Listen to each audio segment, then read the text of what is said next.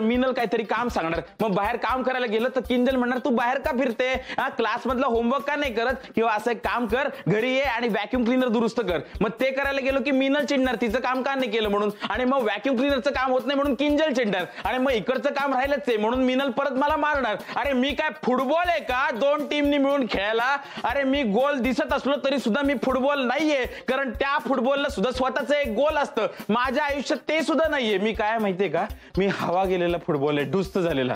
अरे माझं बॅकग्राऊंड इतकं खच्चड आहे ना की मला कुठल्याही ग्राउंडवर जागा नाही, म्हणून मी पतंग आहे रे हवेत उडणारा, आणि तो सुद्धा कचाट झालेला. ते नाही का पोरं त्याच्या मागे असे फिरत असतात, त्याच धावणाऱ्या पोरांना माझी विनंती आहे की बाबांनो तुमची पतंग कचाट होऊ देऊ नका.